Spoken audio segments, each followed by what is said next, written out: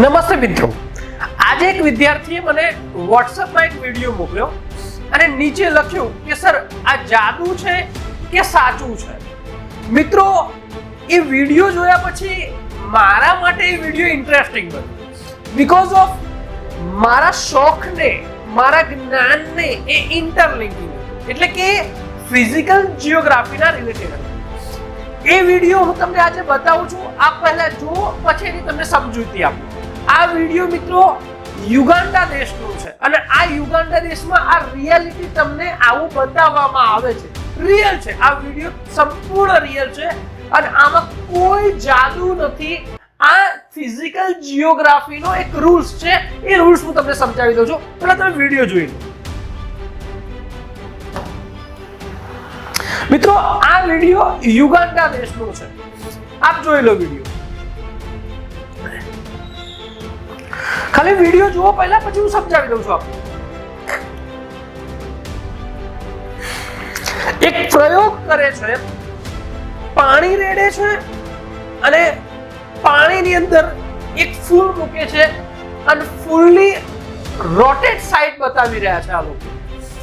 પહેલા પાણીને સ્થિર કરી દે છે, એટલે કે પાણીને એકદમ સ્થિર કરે છે અને પાણી કઈ દિશામાં ઘૂમે છે એનું બતાવે છે તમને.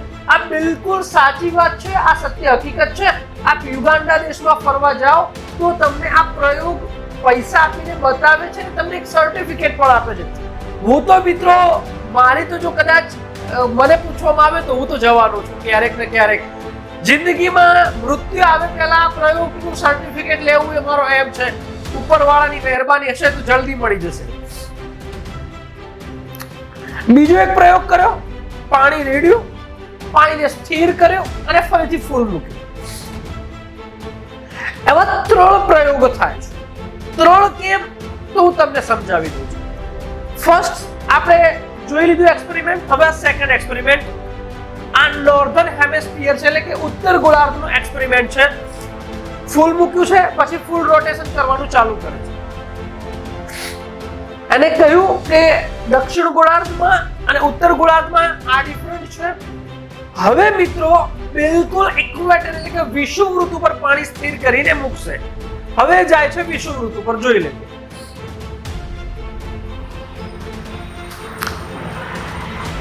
શાંતિથી જુઓ, કોઈ ઉતાવળ નથી. નાનો વિડીયો છે, મજા આવશે. આપ જુઓ, આપના બાળકોને બતાવો, ટીચર હોય તો બાળકોને સમજાવો અને મિત્રો આપની જાણકારી માટે પણ મહત્વનું છે. હવે આ જાય છે બિલકુલ ઇક્વેટર ઉપર, એટલે કે વિષુવવૃત્ત લાઈન ઉપર. જોઈ લો, આમાં કોઈ દિશા બતાવવામાં નથી આવી. 3 ત્રિકોણ અંદર કાણાની બાજુ જતા બતાવવામાં આવે છે અને પ્રયોગ પણ જોઈ લઈએ. પાણીને સ્થિર કરે છે, હવે પછી ફૂલ મૂકશે.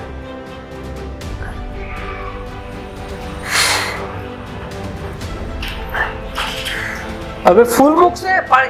જો ફૂલ ના રોટેશન કશું કરતું નથી.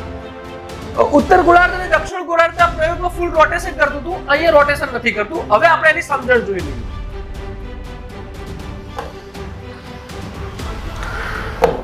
મિત્રો, ભૂગોળ એટલે કે ફિઝિકલ જિયોગ્રાફીમાં એક બળ આવે છે. એ બળને કોરિયોલિસ બળ તરીકે ઓળખવામાં આવે છે. યાદ રાખજો. કયું બળ? અહીંયા લખેલું છે કોરિયોલિસ બળ.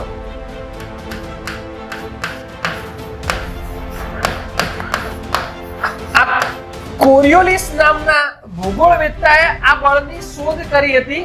વિશ્વને આ બળ વિશે માહિતી આપી હતી, એટલે કોરિયોલિસ બળ કહેવામાં આવે છે. હવે જ્યારે પૃથ્વી ધ્રુવણ કરે છે, એટલે કે પૃથ્વી ગતિ કરે છે, એટલે એક બળ ઊભું થાય છે.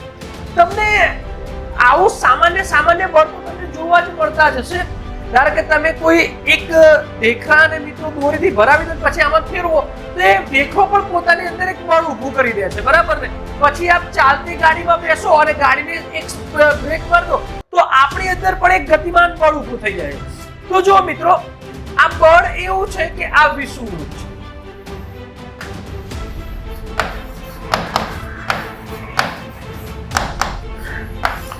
અહીંયા એવું કે છે કે આ ઉત્તર ગોળાર્ધમાં આ ઉત્તર ગોળાર્ધમાં જે પણ પાણી છે, ઉત્તર ગોળાર્ધમાં જે પણ પાણી છે એ ક્લોકવાઇઝ ફરશે. કેવી રીતે? ક્લોકવાઇઝ.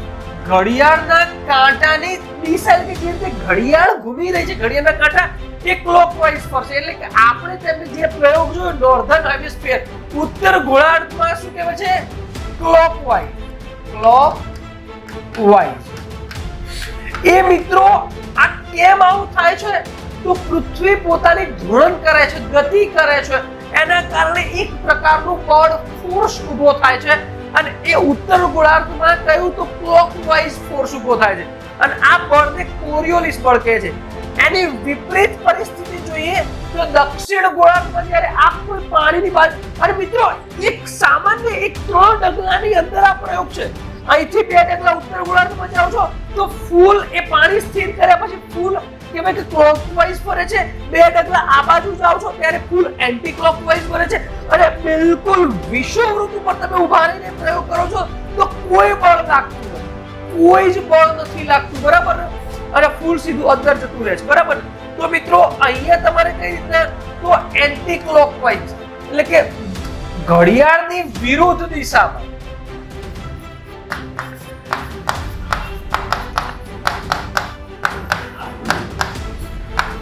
Anti clockwise. પરંતુ મિત્રો અહીં તમને જોવા મળશે વિષુવવૃત્ત પર કોઈ પણ પ્રકારનું બળ નથી લાગતું. ના એ એન્ટી ક્લોકવાઇઝ લાગે છે કે ક્લોકવાઇઝ લાગે છે, અને એટલે કે આ બળ વિરુદ્ધ હોય છે. અને એટલા માટે શું થાય છે કે પેલો ફૂલ છે ને એ સીધું નીચે જતું રહે છે, જેમ પાણી જાય એમ છે. એટલે કદાચ તમને પૂછાય કયા વૃત્ત ઉપર કોરિયોલિસ બળ 0 છે, તો વિષુવવૃત્ત ઉપર કોરિયોલિસ બળ 0 છે. લીસ બળ 0 છે. અને એટલા માટે મિત્રો આપ કદાચ ક્યારેક નાવડી લઈને પ્રવાસ કરો ને તો તમે વિષુવવૃત્ત ઉપર જો પ્રવાસ કરશો, વિષુવવૃત્ત ઉપર નાવડી ચલાવશો ને તો નાવડીમાં હાલક ડોલકમાં શું થશે? એ બળ નહીં લાગે, સ્થિર નાવડી જશે, બરાબર ને? આ તમારા નોલેજની વાત છે. તમારા બાળકો, તમારા દીકરાઓ કે આ જાણે મિત્રો, આ કોઈ જાદુ વાળો વિડીયો નથી. અને આવા જ વિડીયો હું તમને મૂકતો રહીશ, કારણ કે જીઓગ્રાફી જાણો તો તમને જાદુ ન લાગે. નહીં તો આ વિડીયો તો એમ તમને લાગે કે જાદુ કરતા હશે અને પૈસા પડાવતા હશે. નહીં મિત્રો, આવું નથી. આપ કદાચ યુગાન્ડા જાઓ તો આ પ્રયોગ અવશ્ય કરજો અને આપના નામ સાથે સર્ટિફિકેટ પણ આપવામાં આવે છે કે આપે કોરિયોલિસ બળની જાણકારી મેળવી છે. તો મળતા રહીશું આવા જ નાના નાના વિડીયો સાથે અને ભૂગોળની સમજ સાથે. બાય.